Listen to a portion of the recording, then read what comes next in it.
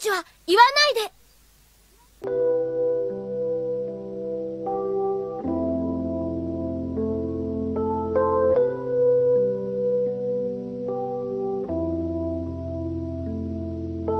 マミー。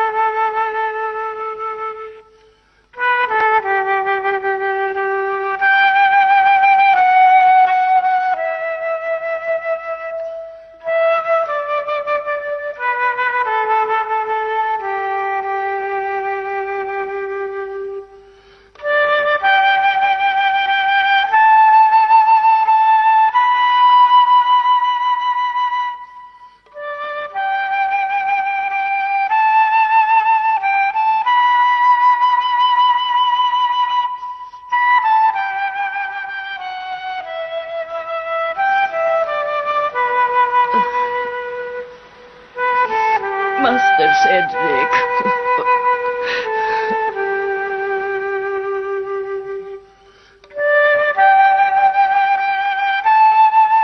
fb.com/olamat.napambihira. Ano bang ingay yun? Nakakainis!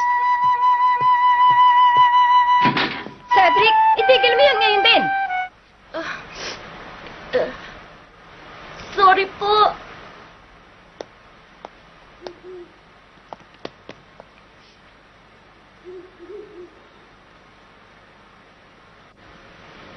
Mommy. Good night, Mommy. Cedi, good night.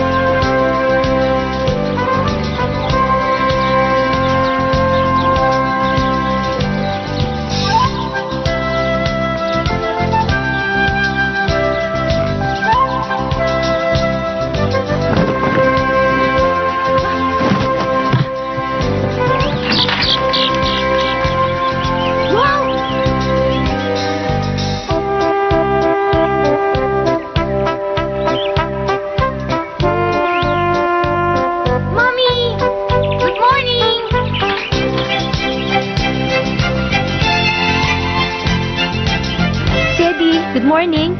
Gising ka na ba, anak? Sayang, wala ako dyan sa tabi mo. Kung sa bagay, kaya mo naman bumangon mag-isa.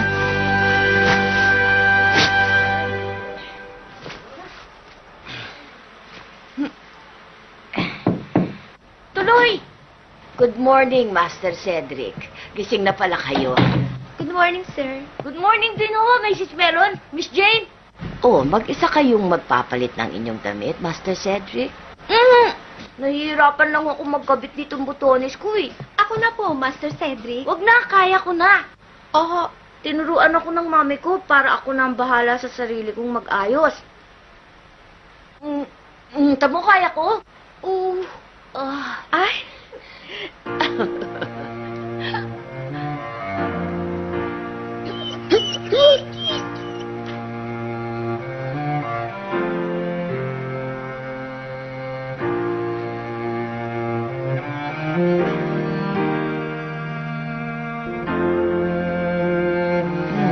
Pwede na naman ho pala kahit na wala ng bandage ang inyong kamay, Master Cedric. Salamat to, Mrs. Melon. Master Cedric, hindi nyo na ako kailangang pasalamatan palagi. Hindi na ho kailangan yun. Kasi yung sabi ng mami ko tsaka daddy ko, pagka daw may gumagawa sa akin ng kabutihan, magpasalamat akong palagi. Sumasaya daw sila. Totoo po yun, Master Cedric. Kaya lang ho, kayo na ang tagapagmana sa kayamanan at titulo ng Doreen Court. At yun ang dahilan kung bakit din ninyo ako kailangang pasalamatan. At isa pa ho, gaya ng nasabi ko, alisinan niyo Mrs. at Miss kapag kausap niyo kami ni Jane. Jane na lang po itawag niyo sa akin, Master Cedric. Ako naman, mas gusto ko kung Cedric na lang itatawag niya sa akin. Ayoko na Master Cedric. Pwede bang Cedric na lang itawag niya sa akin? Ipagpatawad ninyo pero hindi ko kayo maaaring tawagin ng ganon, Master Cedric. Eh bakit sa Amerika? Cedric tawag nila sa akin. Master Cedric, pag ganun ang tinawag namin sa inyo, ilalabas kaming bastos. Bastos? Bakit bastos?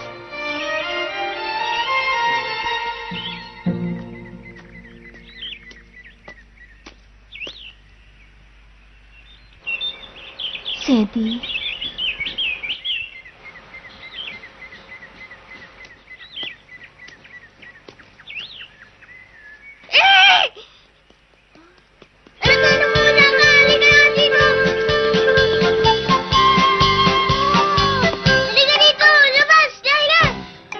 Bakit, Colleen? Ha? Bakit galit na galit ka yata, ha? Ang pusa kasi yan, ma'am. Inumayan yung paborito kong libro. Salbahe talaga yung pusang yan. Kaya paparusahan ko siya. Hoy, Lala! Lumabas ka dyan!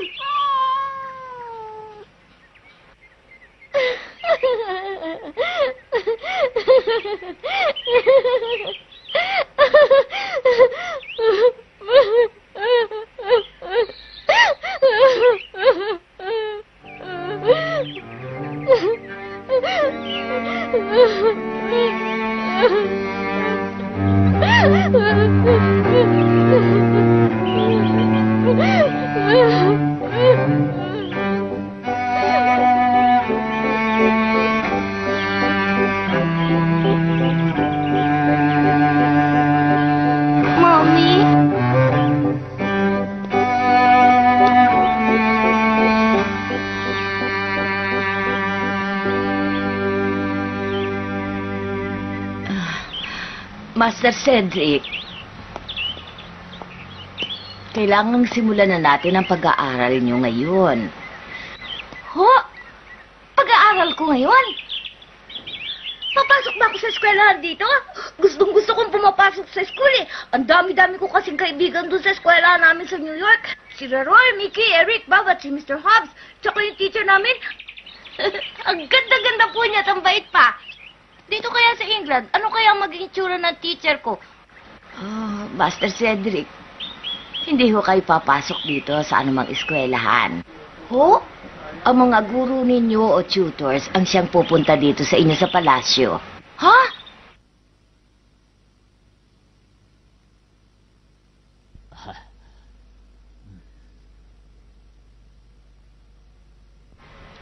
Ano kayang klaseng bata si Master Cedric? Maalalaman lang natin kapag nakilala na natin siya. Tama ka sa puntong yan.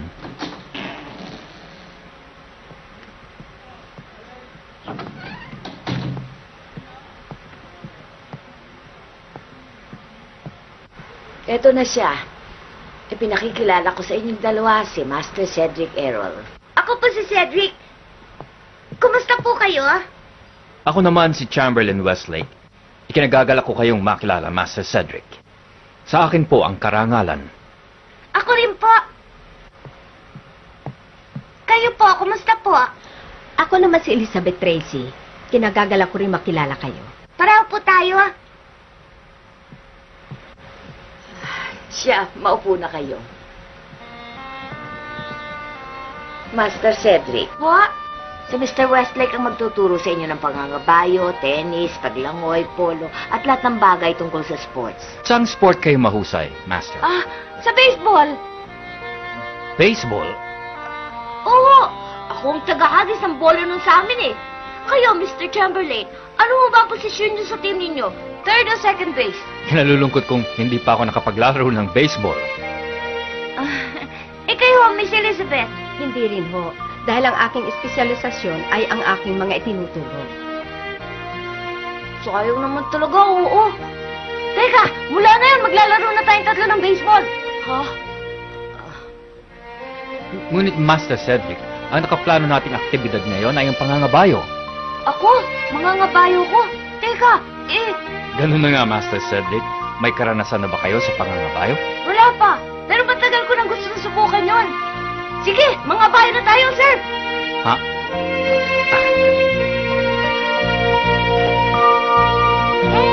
HD encode by Carlolo 16.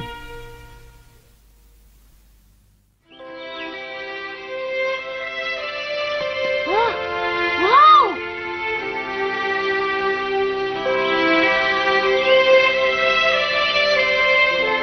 Yay!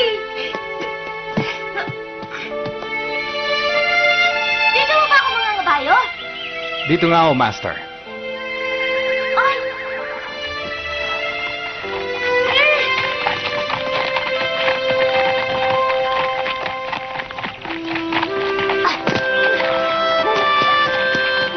Ang ganda! Master Cedric, ako po si Wilkins at ako po ang tagapag-alaga ng mga kabayo dito sa palasyo. Alin ka ba rin sa akin? Ang kabayo pong ito ay sa inyo.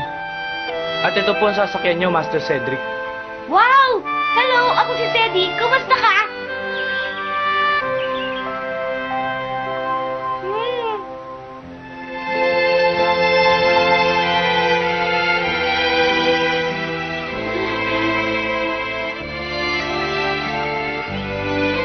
Ang amo-amo talaga makatingin ng kabayo, no? Oo, at gaya po ng ibig ninyong sabihin, Master Cedric, ang mga kabayo po ay matatalino at mababait. At matalas ang kanilang pakiramdam. Ano ho? Matalas ang pakiramdam? Ang isang kabayo ay nakakaramdam kung anong klaseng tao ang nakasakay sa kanya. Alam ng kabayo kung mabait ang nakasakay o kung malupit itong tao. At kapag malupit ang nakasakay, magiging malupit at matigas rin ang ulo ng kabayo. At yun ang pinakamahalagang dapat nating tandaan sa pangangabayo, Master. Ah, oo. Magiging magkaibigan tayong dalawa.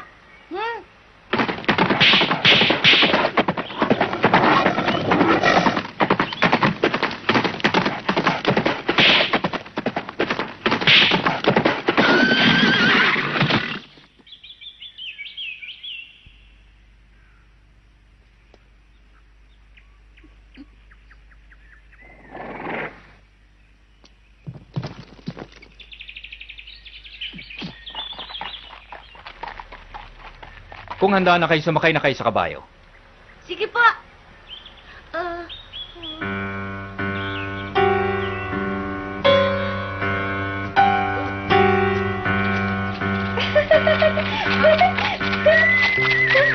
Natatakot ka, no?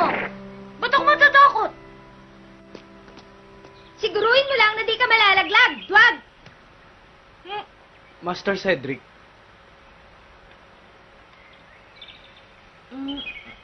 diyan nyo po ilalagay ang inyong paa para makapanik kayo sa kabayo. Oo. Sige, Naku, ang taas-taas ko pala dito.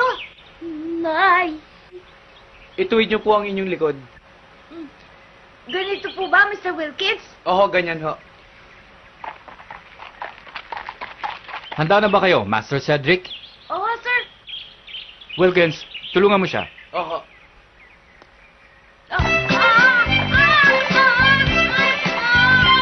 Master Cedric, huwag kayong bibitaw sa renda!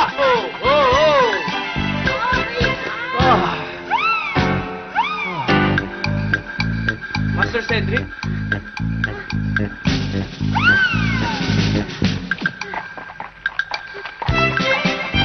Master Cedric, mabuti ba ang kalagayan ninyo?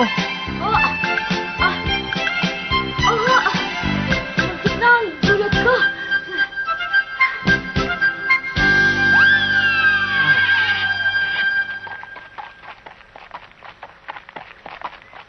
Sayang nga eh.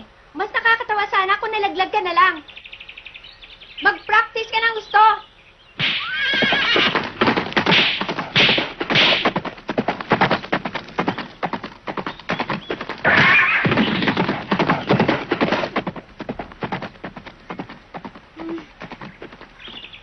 Bridget Chamberlain?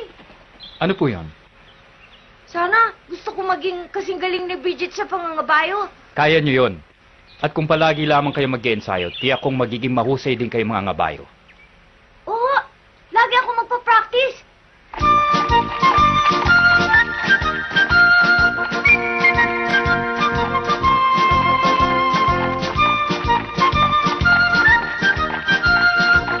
Master Cedric, ituwid nyo ang inyong likod. Ganyan nga, tama yan. Mabuti po yung ginagawa ninyo.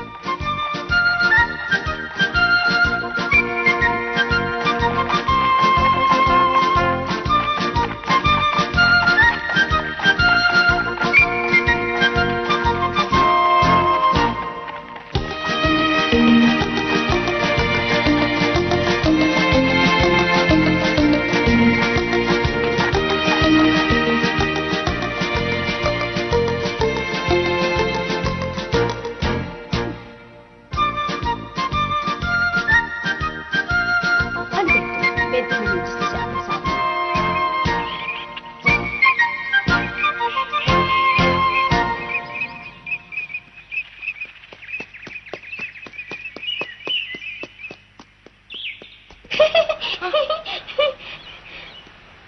Nandito ako. Bridget! Huli ka na. Oo nga eh, nag-practice pa kasi ako mabuti sa pangangabayo eh. Gagalit si Miss Elizabeth. Ayaw na ng mga bulakbol tsaka yung mga nahuhuli sa klase niya. Hindi naman ako nagbubulakbol eh. At saka, kahit na ako late, hihingi naman ako ng sorry kay Miss Elizabeth ah. Sorry? Eh, ba't magsasorry ka pa? Ha? Di ba ayaw mo naman tumira sa lugar na katulad nito? Gusto mo namang umalis dito? Ay, hindi yata. Niloloko mo lang ang sarili mo. Di ba miss na miss mo na mami mo? Patugtog-tugtog ka pa ng flute kagabi, tapos paiyak-iyak ka pa? Huwag may kakailayon. Ang pangit-pangit mo pag gumaganyan ka. Nakalalaki mong tao, napaka-spoiled mo. Iyakin ka, nakakahiya. Pwe? Bridget! Bawin mo ang mga sinabi mo! Aray! Aray, naku! Aray! Nasaktan ka ba? Bridget! Anong ginagawa mong bata ka sa ganyang klaseng lugar? Aray ko, mama! Si Cedric kasi! Ano? Pabihira! Talaga naman, ikaw kasi si Cedric kasi, mama! Bridget! Nasaktan ka ba, anak? May sugat ka ba? Mama, si Cedric kasi tinulak ako. Wala naman akong ginagawa sa kanya. Kaya nga ba tutulak kung mapunta rito ang batang yan eh? Sabi ko na nga ba, ang isang bata na may Amerikanang ina, eh di karapat dapat tagapagmana ng konde. Sandali nga ho. Hindi ako makakapayag sa sinabi niyo laban sa mami ko, ma'am. Abat, ang bastos na batang ito ah. Ako hindi makapapayag sa pananatili mo dito. Hindi mo ba naintindihan na ako ang amo rito habang wala ang konde? Napakabastos mo! Bastos kang bata! Bastos! Master Cedric, ano ang nangyari? May problema ho ba? Tungkol sa ina niya. Naging ganito kabastos si Cedric dahil sa klase ng ina niya. Tama na! Bakit niyo ba laging naumay mami ko? Aba, at ako pang may kasalanan? Aalis na ho ako dito. Ayoko na dito sa inyo. Pupuntahan ko na ng mami ko. Master Cedric! Master Cedric!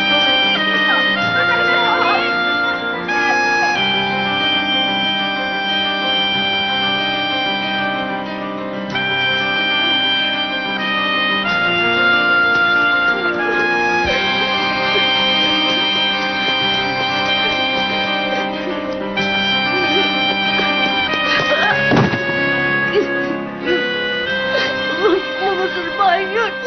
Kala nila, gusto ko dun sa kanila.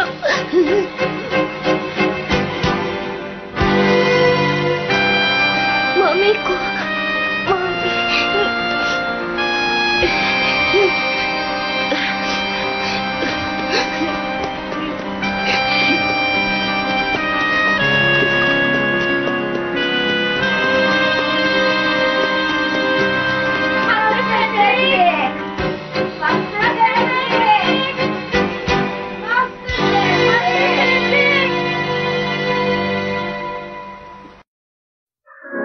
Daanhan ko ang pagtakbo ni Ted.